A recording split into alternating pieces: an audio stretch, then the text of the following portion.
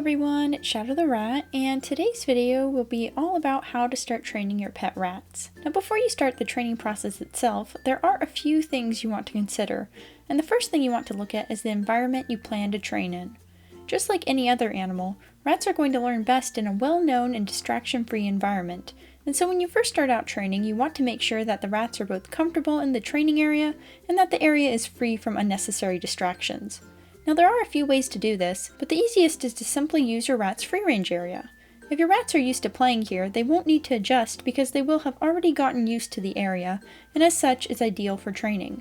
If you want to use a new area like a table, or if you have new rats that aren't used to a particular free-range area yet, you will want to spend some time letting them adjust to the area before trying to train any new behaviors. I suggest filling the area with boxes and tunnels and other hides so that your rats feel safe to explore at their own pace. You can also put on a loose hoodie or blanket and have some liquid treats like yogurt on hand to give your rats whenever they check in with you during free range. Once your rats are used to the free range area, and in my case you can see that I'm using a playpen, they should be comfortable running around and accepting treats from you. Some rats will initially prefer to hide when eating large solid treats, and because of this, when you first start out, I suggest sticking to either liquid treats or very small solid treats that only take a second or two to chew. Another thing you want to make sure of before you start training your rats is that they are comfortable around you. They don't necessarily have to like handling or touch, however they need to be comfortable with approaching your hand for a treat and taking the treat from your hand. Ideally they will also be comfortable with handling or touch, however because some rats are naturally more timid and you may be training them to help boost their confidence around you, this isn't necessary. As for treats, there are 3 golden rules to consider when deciding on which treats to use. The first thing to consider is just how healthy the treat is, and if the rats can have them in a fair amount without it harming them. This means that a lot of commercial treats like yogis aren't ideal because they are too sugary and too fatty to be given in high quantities. Another thing to consider is how filling the treat is. If a treat is too filling, the rats will lose interest in training after just a few repetitions, and this will greatly slow the training process. And the final thing to consider is how long it takes your rat to consume the treat. Ideally you want a treat to only take 3 seconds max to consume. And so this means that with larger treats like Cheerios, you will want to break them up into 2 to 4 pieces each so that your rat can eat the treat rather quickly. The main reason for this is because if a treat takes too long to eat, then you are disrupting the training session and the rat is less likely to remember exactly what they did for the treat in the first place.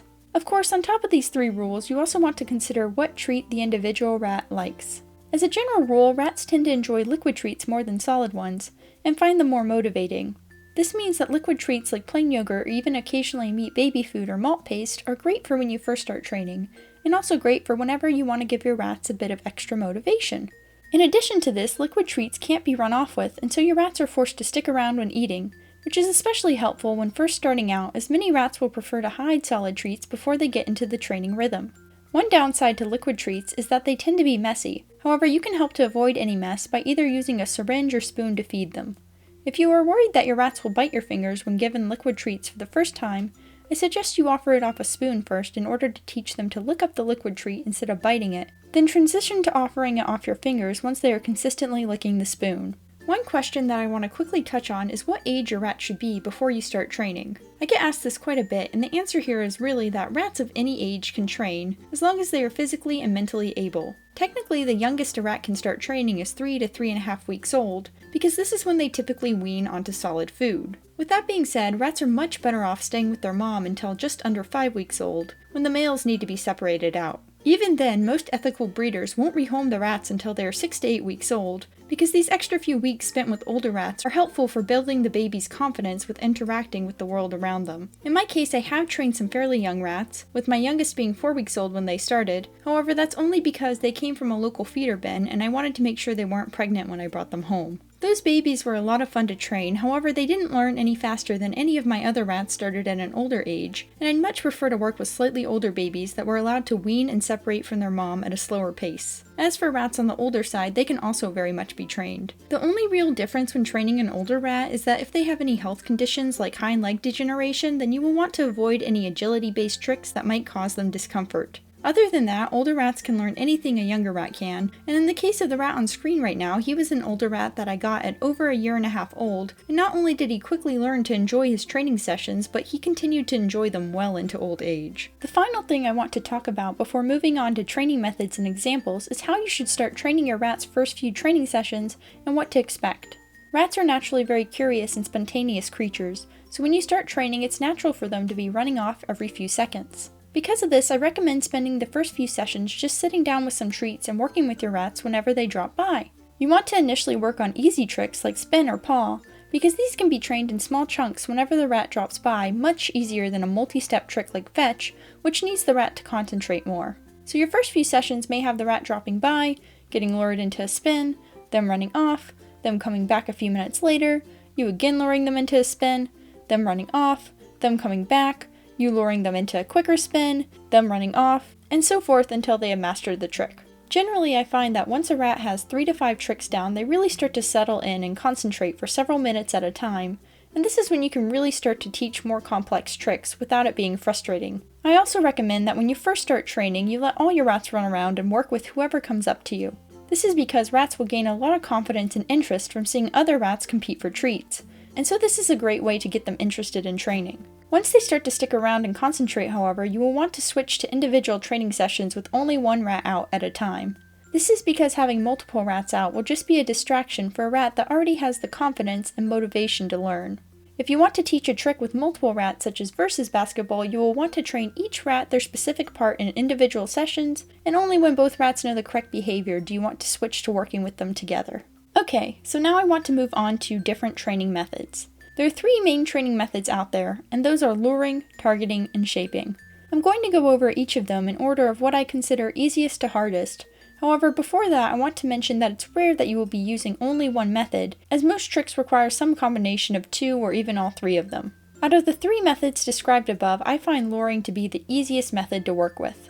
Luring is simply when you hold an object or treat that your rat wants, and use it to lead them into performing different behaviors. In the case of rats, we will typically be using treats as our lure, and while it may seem like any animal should instinctively follow a food lure, this often isn't the case. While some rats may be able to follow a food lure from the start without getting frustrated, others will think that you are teasing them and give up before taking a single step. Because of this, in order to prevent frustration when training, I recommend you train your rat to follow a lure as its own behavior first, before moving on to use the lure to train any tricks. Now, the way to teach your rat to follow a food lure is pretty simple.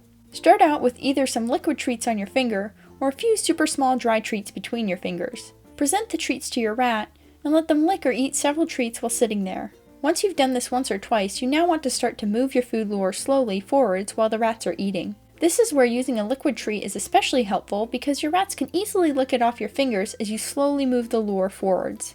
Once you've done this a few times, you now want to switch to holding the lure just out of reach for a step or 2, before stopping and giving your rat the treat. Do this a few times and then start to vary how many steps your rat must follow the lure before being rewarded. This means that at first you might be rewarding after they follow the lure 1 step, then 2 steps, then 4 steps, then 3 steps, then 2 steps, then 5 steps, and so on, trending towards rewarding after more steps over time. Make sure you move the lure in different directions and over and under things as well in order to really proof the behavior.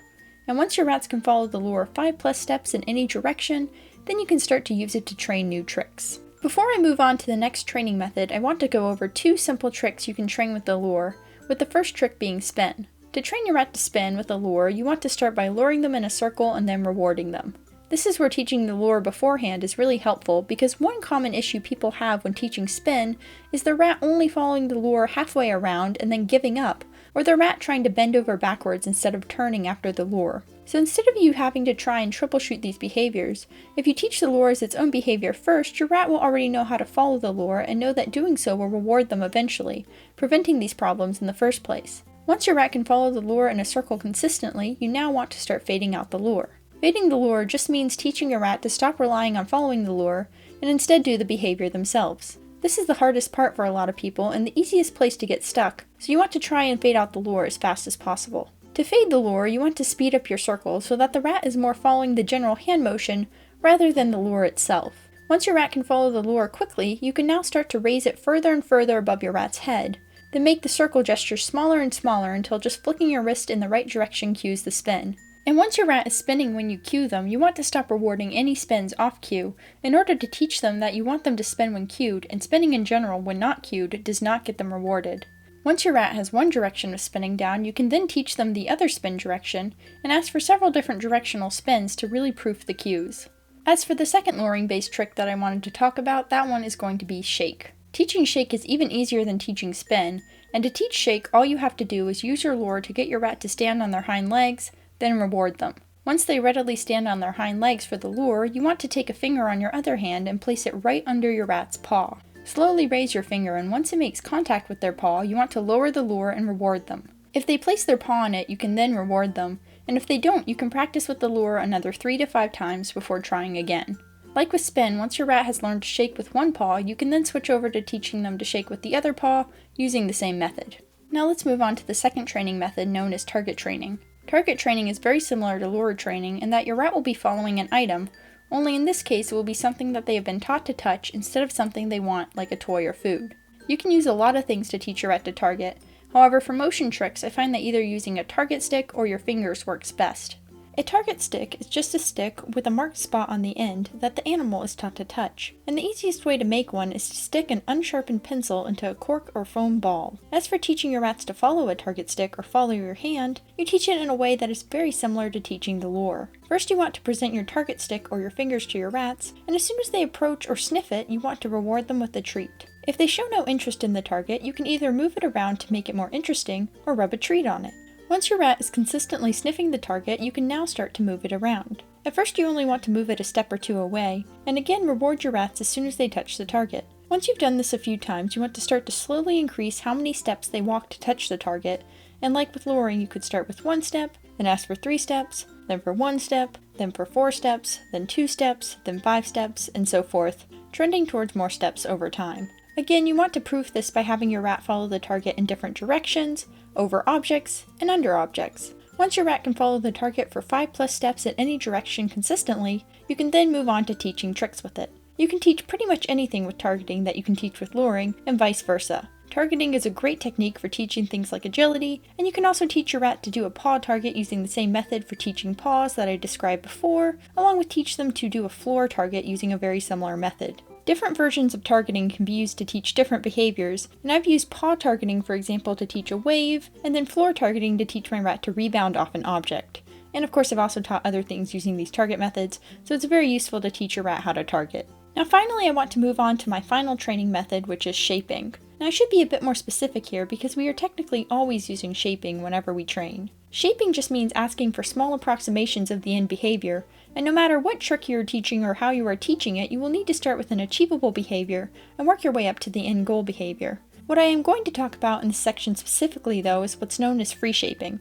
Free shaping is when you wait for your rat to offer a behavior that approximates the behavior you want without using any lure or target to guide them, and then you reward those offered behaviors and slowly start to wait until your rat shows a behavior slightly more like your end goal, working up to only rewarding your end goal. An example here would be teaching your rat to go through a hoop by presenting your rat with a hoop, rewarding them initially for sniffing it, then waiting until they approach the rim to reward them, then waiting until they stick their head into the hoop before rewarding them, then waiting until they stick half their body into the hoop before rewarding them, then waiting until they stick 3/4 of their body into the hoop before rewarding them, and finally only rewarding them when they go fully through the hoop. As you can probably tell, this might end up taking longer overall than luring or targeting the behavior to start.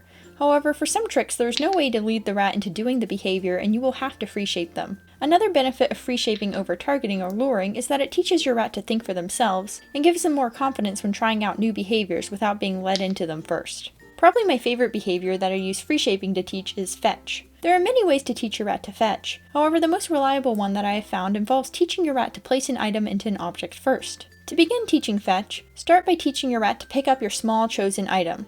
I'd recommend starting with a pen cap or bottle cap, however you can also use a mini wiffle ball or slotted cat ball like I'm using in this video. You will initially have to free shape the pickup, and to do so you will need to initially reward your rat for any interest in the item. If they don't show any interest in the item, you can move it around or rub a treat on it, then reward as soon as they show any interest. Once they start to show interest consistently, you want to start building up their interaction with the item until they bite it. Initially you might reward them for sniffing it or bopping it with their nose, but as they get the idea that interacting with the object is what you want, you can start waiting a second or two and seeing if they will bite it. Once they will bite the object consistently, you can now move on to the next step. At this point, you want to take a small shallow container, such as a tape roll or shallow bowl, and situate your rat next to it.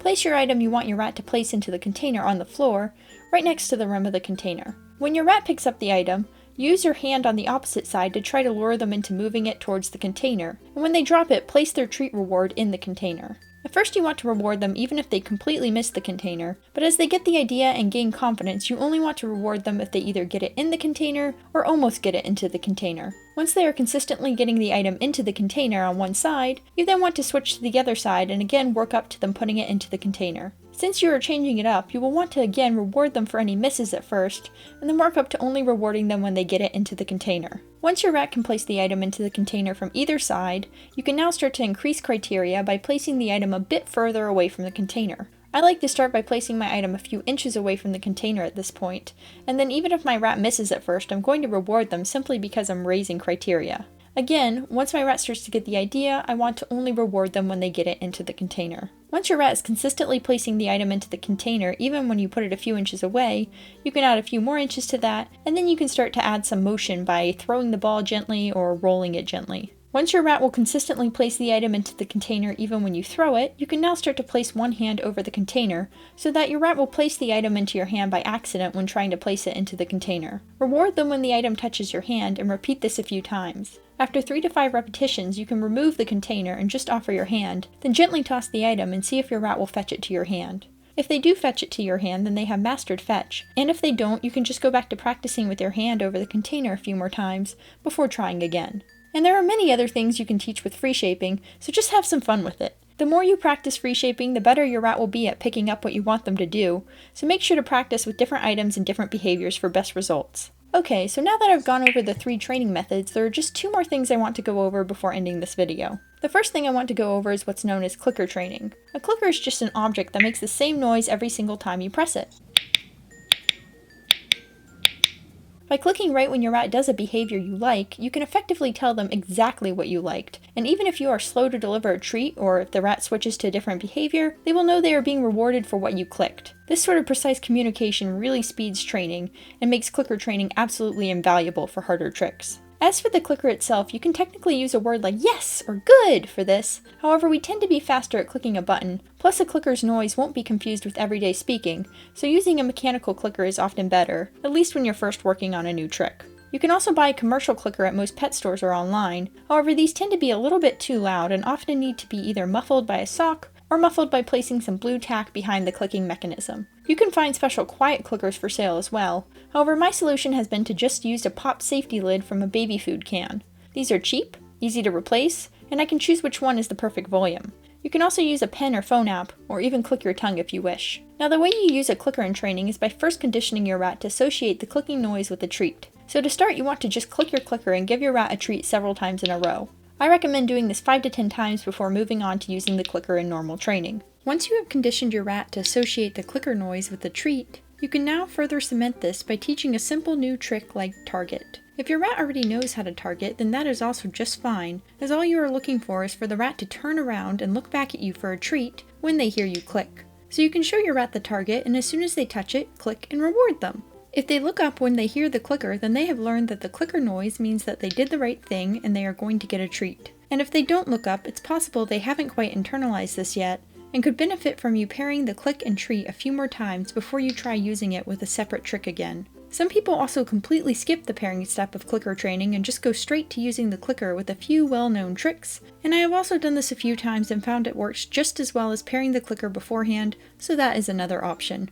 Once your rat is responding to the clicker, you can also use the clicker for something known as capturing. Capturing is when you see your animal doing a behavior you like, and so you click and then reward them, and then the more you click and reward them for doing this behavior, the more likely they're going to do it in your presence, and once they figure out that doing it is what's getting them the treat, they will start to repeat it over and over again, at which point you can give it a cue. This is nice because it allows you to get tricks like scratch or dig, which are ordinarily really hard to shape on cue in a more reliable way. Now I want to move on to my final training topic, and that is generalization. To generalize a behavior means that you can apply it in different situations, different environments, and so forth. If you want your rat to be able to apply their behaviors to other tricks or other situations than the exact ones you taught them in, you need to gradually work up to them generalizing it. So if you wanted your rat to spin on cue at a friend's house, for example, you would first want to train spin in a familiar environment, then go somewhere a bit less familiar, like let's say a table in the same room as your rat's free range area that the rats don't usually go on, and then you want to ask for spin and see if they can work it there, and if they can, you want to reward that and go on to a slightly harder area, and so forth. You can gradually increase how unfamiliar and distracting the environment is until your rat can perform the trick in any environment. Likewise, if you want your rat to be generalizing a behavior like fetch to any object, you would first teach it with one object, and once that is solid, you would introduce another object and cue your rat to fetch it, and you would start by rewarding any attempt for them to fetch the item before working your way up to them fetching it perfectly every time. You would then repeat this for several objects, and at some point you'll notice the rat starting to really generalize the behavior to new objects, and perform the trick very well even with objects they haven't worked with before. All that is to say, if you want your rat to perform in various situations, then you will need to work on this separately after they have the behavior down in a familiar environment. Okay, so that's pretty much all I wanted to talk about today, and I hope this video was helpful to anyone who wants to start training their rats. Trick training is a great way to bond with rats of any age and temperament, and it's especially great for boosting their confidence and ability to communicate with you. Again, I hope this video is helpful, and I hope to see you next time. Bye!